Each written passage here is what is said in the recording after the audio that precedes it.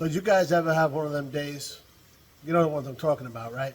Where you head down to the shop, you got this clear and concise plan of what you want to get done, and it shouldn't be anything at all. It should just get knocked out and move on to the next, right? And then somehow, some way, things just don't go the way you planned. You end up spending the whole day down there and not getting nearly accomplished what you want. These are the kind of things that can kind of stall a project, ruin your motivation, and they're also the kind of things we're going to talk about on this week's Tuesday Morning Tech Tip from Pugliese Speed Shop.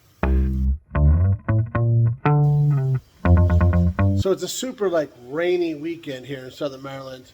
We have the door closed. It's also winter, so that makes sense.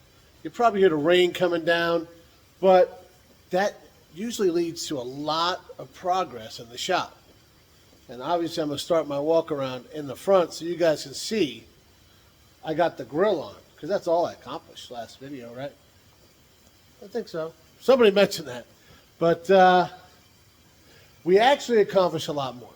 And it's one of those things, when you're working on anything, right? You got to do all your prep work. You got to do all the behind-the-scenes stuff.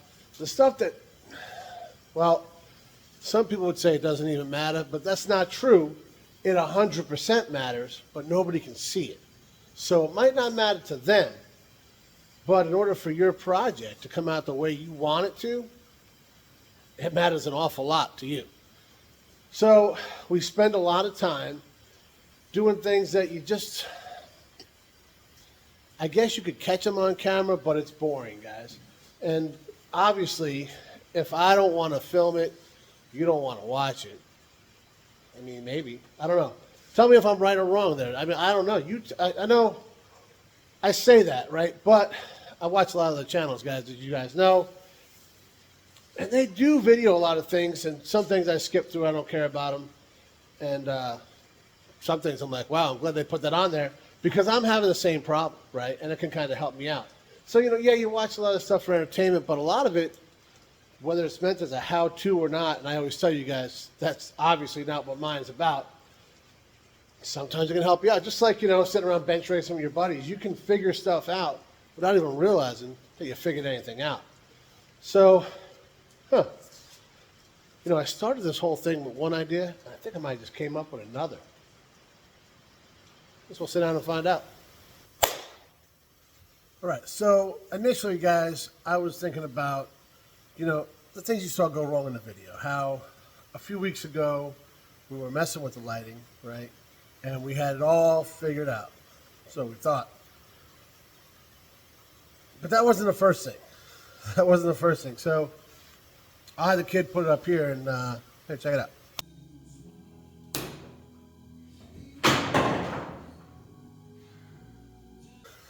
So you see all the motivation just leave my face, right? One little thing went wrong. I did a half-ass repair and tried to glue that plastic back together. It's old, it's brittle, sun-baked, whatever. It broke again. Had to see that coming. And I know in the video it looks like I was getting it. I was actually putting a lot of pressure on the Phillips because it kept trying to slip off, and I didn't want to pop off and hit the thing and break it that way. It didn't matter. The end result was the same. Obviously, I got a little pissed off, but we regrouped, came over to the workbench. I sanded down everything flat and kind of fixed it and put that washer on the back using the same glue, so obviously that wasn't a problem. And there you go. It's holding. Is it a permanent repair? It may be. We'll find out. But then after that is when we started working, putting the taillights in and whatnot. We were missing some hardware. Okay, we jumped over that hurdle. I obviously, guys, now that I'm looking at it, I wasn't as prepared as I thought I was. I thought I had the parts, I had this, and of course I got all this extra hardware. I thought that, never first saw some of those problems. Either way, we went out, grabbed the stuff we needed, good to go. Then, another unforeseen problem, now the tag light quit working. Is it a huge deal? I mean, in real life, no. Sure, it can probably get you pulled over. But as long as you're not drinking and driving or something, you're probably just going to fix a ticket and you'll be fine. However, we keep talking about phases, and maybe I'll give a little clarification of what I mean for that. Phase one, we're saying on this guy is almost complete, which is getting it to pass inspection. Depending on where you live, every state's different. I got it. In Maryland, you got a one-time inspection, state inspection. When you first put the vehicle in your name, it's got to go through inspection. And depending on your county and all that, they got different stuff. But that's what Maryland requires. So, in the past, I have circumvented that said inspection by registering a vehicle as a historic vehicle. If you've ever paid attention, the Jeep's got historic tags on it. The Caddy had historic tags. My 65's got historic tags. The FXR.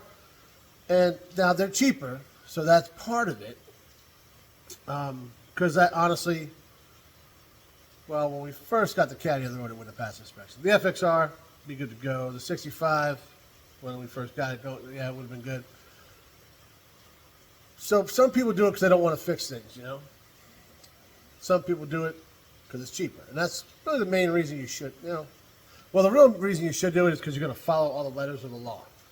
We have not always done that because there's some of those vehicles we drove every day, which you're not supposed to do on historic tags. I figure this thing, I want to daily drive it for the most part. Let's make it legit, right? And Nick went through those, you know, new ball joints, all that stuff up front, and brakes, and all the stuff he did. Rust repair is another one. We talked about that in another video where old Jimbo used to just put duct tape over his stuff. We're trying to do it all legit here, right? So Nick took care of some of that stuff, and like we did the whole project, we're going to bring it home, right? So you need to have 2 tag lights to pass inspection. Trivial, but true. Well, neither one of them are working. Now, that wasn't a big deal. As you guys saw, we broke it down. We fixed the harness. We had different things going on, bad sockets, bad bulbs. We worked through it all, then we checked it all, and then we put it in and checked it again. And, well, as soon as the clips show up in the mail, we'll have it 100% fixed. But that little bit, like that small victory, took a lot longer, right? Like, yeah, it's probably 4 or 5 minutes on camera. But in reality, it's, you know, it could be, especially electrical and me, it takes a little longer, right? So, and a lot of times, guys, that can just kill your motivation. I mean, you saw it leave my face in that video. And I was able to keep going, and that's cool. And part of the thing, as we talked about before, is because I love this truck. I love working on it. I love the way it's coming out. Everything about it is awesome. Had it been some of the projects I've worked on in the past, I might have been like, I don't care if that works or not. I'm going to sell it, whatever. Which, don't take that the wrong way either, because as, like, you know, Eric is on here, he comments a lot of videos, so is Raquan, a couple guys that bought vehicles. We disclose everything that we knew about that car. And it's all on video. So, I mean, right, if you know what you get, is what I'm saying. That being said, this one's not getting sold, so stop. Don't even think about it, all right? We got some work to do, and we got to get it done. Because, I mentioned in the last video as well, Kevin, he's got some work. He's getting a lot of work done on Roy there. I'll tell you what. He's putting some miles on him. And, well, we are not there with this one. I'd probably, maybe hindsight, I should have thrown historic tags on it. I could have been driving it this whole time and making sure there's not little bugs to work out. Instead, we're kind of taking the suburban method of let's get it all done and then see what's up. So, as I said, phase one is approaching completion. We've got some more repairs to do. And that's where I think people have a hard time with some things. So we stumbled a couple times. We've had some huge wins. The interior, awesome. Everything under the hood went back together nice. Everything's lining up good. I mean, we have a lot of wins here, right? There's also that little bit unknown.